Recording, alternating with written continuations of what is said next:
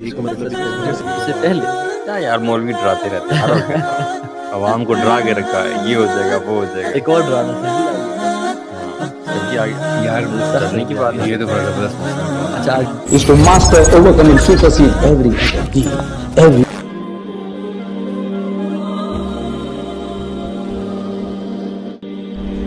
আসসালামু আলাইকুম।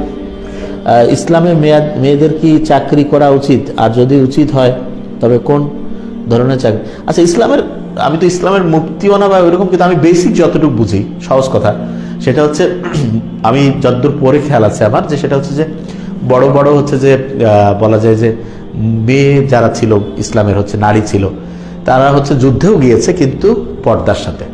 ব্যাপারটা হলো আপনি ছেলেরা যেই কাজগুলো করে মোটামুটি অধিকাংশ কাজ মেয়েরাও করতে পারবে পর্দার সাথে।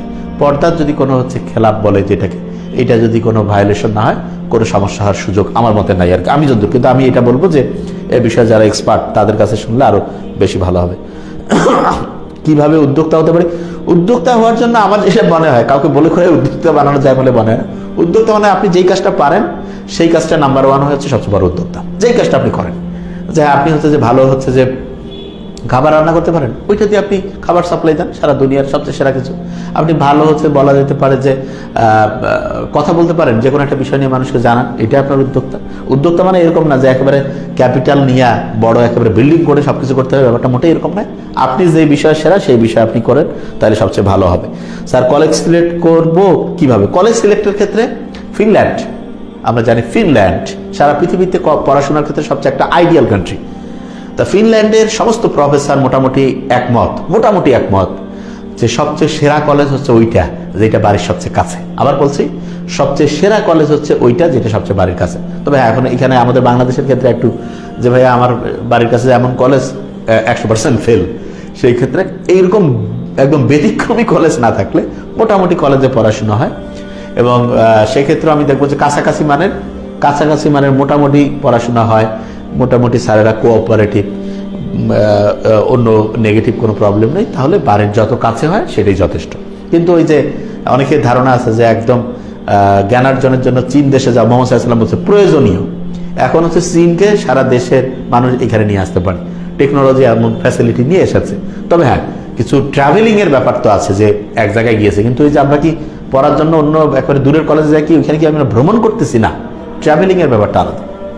যে অনেকেই যে জায়গাটায় গুরুত্ব দেয় সেটা হচ্ছে যে সফলতা। আসলে সফলতা ব্যাপারটার মধ্যে রয়েছে কি একটা মানুষকে দেখানোর একটা ব্যাপার রয়েছে। এই জন্য সফলতাটা খুব একটা ভালো কিছু না, বরং সার্থকতাটা খুব ইম্পর্টেন্ট। সার্থকতাটা হচ্ছে আমি আমার নিজের মনের মধ্যে একটা শান্তি আছে যে আমি এই কাজটা করছি, মানুষের কল্যাণে কাজ করছি। কিন্তু সফলতার মধ্যে একটা ইগো আছে, একটা ভয়ঙ্কর হচ্ছে মানুষকে দেখানোর একটা মানে শো অফের ব্যাপার রয়েছে, এটা খুব খারাপ। এবং রিয়া বলে ইসলামে একটা কথা আছে যে অন্যকে দেখানোর জন্য আমল একেবারে ধ্বংস হয়ে যায়। তা আমাদের হচ্ছে অন্যকে দেখানোর যে মানসিকতা, এটা থেকে বের হয়ে আসা উচিত। এবং অনেকেই যে জীবনে কাঙ্ক্ষিত কিছু করতে পারে না, তারা বেশি কষ্ট পায় যখন দেখে যে অন্যের ওই সাফল্যের কারণে সে নিজেকে খুব মানে হচ্ছে ইনফেরিয়র, মানে খুব নিচু অবস্থানে নিয়ে না আসে। এবং সাফল্য যখন আমরা এমনভাবে অনেকে উদযাপন করতে যাই যে অন্যকে আমরা নিচু বানাই, সাফল্য উদযাপন করি, যে দেখো আমি তোমার সাথে সুপিরিয়র, তুমি এটা করতে পারো না, আমি পারছি। এবং এই মেন্টালিটি অনেকের মধ্যে রয়েছে।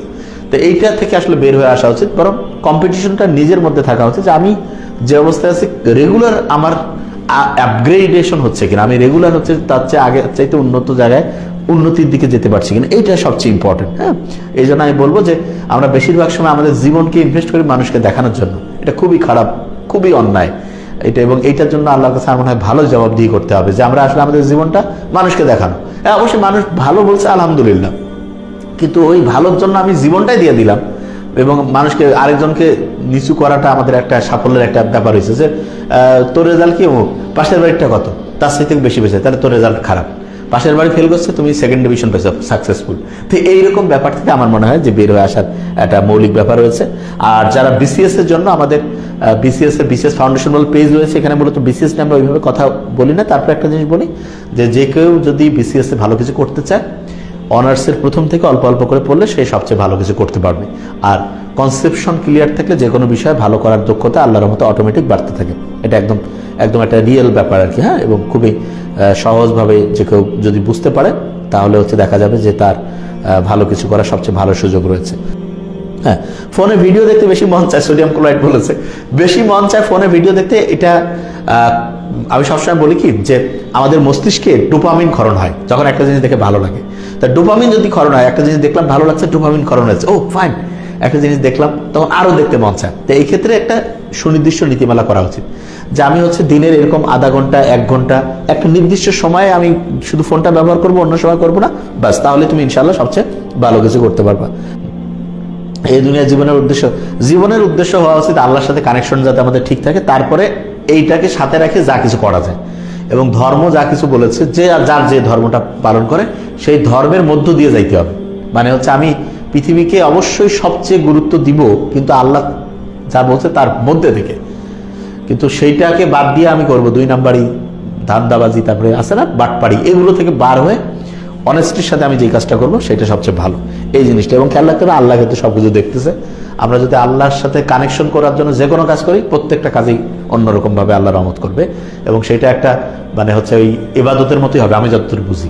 মানে একজন হচ্ছে যে বলা যাচ্ছে যে খাবার দাবার বিক্রি করতে, সে যদি চিন্তা করে যে আমার এই খাবার খেয়ে মানুষ সুস্থ থাকবে, ভালোভাবে হচ্ছে যে অন্যের উপকার আরেকজনও করবে, তারপর হচ্ছে সে আল্লাহর সাথেও ভালো কানেকশন হবে, এইরকম মেন্টালিটি থাকলে ওই খাবার দেওয়াটাও তার ভালো। আমরা ডাক্তারি করতে আমি চিন্তা করি যে আমি আমার রোগী সর্বোচ্চ যতটুকু দেওয়া দিলাম, লোকটা ভালো হইলে সে আমার জন্য দোয়া করবে বা তার ফ্যামিলি ভালো থাকবে, এইটা একটা বিশাল ব্যাপার। মানুষের উপকার করা, এটা ইসলামে বা যে কোনো ধর্মেই আছে, এটা সবচেয়ে গুরুত্বপূর্ণ, এবং এইটা মাথায় রাখতে হবে। ক্ষেত্রে আমি সবসময় বলি সারা পৃথিবীর সবচেয়ে সেরা যারা যে বিষয় এখন দক্ষ, সবাই অনলাইনে থাকতেছে, অফলাইন আস্তে আস্তে আলটিমেটলি কাজ করবেন। এখন অনেক স্টুডেন্ট বলে যে অনলাইন অফলাইনে কোনটা ভালো। 5 রকমের স্টুডেন্ট আছে। একগুলো হচ্ছে যেটাকে আমি বলি যে হচ্ছে most active student, most active, ঠিক আছে। আরেকগুলো স্টুডেন্ট হচ্ছে অ্যাক্টিভ স্টুডেন্ট, আরেকগুলো হচ্ছে রেগুলার স্টুডেন্ট, রেগুলার, আরেকগুলো হচ্ছে ইরেগুলার স্টুডেন্ট, ইরেগুলার, আরেকগুলো হচ্ছে লেজি স্টুডেন্ট।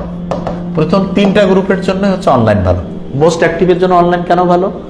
কারণ সে সময়ের অপচয় করবে না, ঠিকভাবে পড়াশোনা করে ভালো জায়গায় চলে যাবে। অ্যাক্টিভের জন্য ভালো, রেগুলারের জন্য ভালো, এবং এই 3 গ্রুপের স্টুডেন্টেই A+ সব গ্রুপের স্টুডেন্টে পায়, এই 3 গ্রুপের স্টুডেন্টে অ্যাডমিশনে ভালো করে। আর ইরেগুলার এবং লেজি এরাও A+ পাইতে পারে। কিভাবে? পরীক্ষার মাঝখানে কিছু বুদ্ধি আমরা যেগুলো দিই, এগুলো পরেই চান্স পেয়ে যাবে, A+ পেয়ে যাবে। কিন্তু অ্যাডমিশনে নির্দিষ্ট সংখ্যক স্টুডেন্টের বেশি চান্স পাওয়ার সুযোগ নাই, সেখানে এই 3 গ্রুপ থেকে বেশি চান্স পেয়ে যাবে। এরা যদি এই 3 গ্রুপের মধ্যে যদি কনভার্ট না হয়, মানে ইরেগুলার যদি রেগুলার অ্যাক্টিভ মোস্ট অ্যাক্টিভ হওয়ার চেষ্টা না করে, সে ভালো করতে পারবে না। লেজি মানে সে পড়াশোনা ছাড়া অন্য কিছু করে, তার পড়াশোনা করতে মন চায় না, অন্য সব কিছুতে সে আছে কিন্তু পড়াশোনা করতেছে না, এসে লেজি। মানে এটা লেজি বললে এটা অবশ্য ভুল, মানে হচ্ছে ওই যে আইডিয়াল, ঠিক আছে, তার মানে হচ্ছে অলস, আইডিয়াল কাজ করতে মন চায় না। আর লেজি বলতে সে কোনো কিছুই করে না, তার মানে হচ্ছে যে পড়াশোনাও, এই দুইটার মধ্যে একটা ডিফারেন্স রয়েছে, ইংরেজি অংশ বলে ফেললাম। তার মানে হচ্ছে পড়াশোনা করতে মন চায় না, অন্য কিছু করতেছে, এইরকম স্টুডেন্ট। এবং ইরেগুলার স্টুডেন্টকে রেগুলার অ্যাক্টিভ মোস্ট অ্যাক্টিভ হতে হবে। এবং আমার মনে হয় যে অভিভাবকের খুব গুরুত্বপূর্ণ একটা দায়িত্ব রয়েছে প্রত্যেক দিন, প্রত্যেক দিন, থ্যাংক ইউ, প্রত্যেক দিন হচ্ছে যে ইয়ার করা, ওটাকে বলা যে পড়াটা মনিটরিং করা, যে ঠিকভাবে কতটুকু কিভাবে পড়ছে, এই জিনিসটা প্রত্যেক দিন হচ্ছে রেগুলার মনিটরিং এর মধ্যে যদি রাখে একটা স্টুডেন্ট, অবশ্যই ইনশাল্লাহ ভালো কিছু করবে।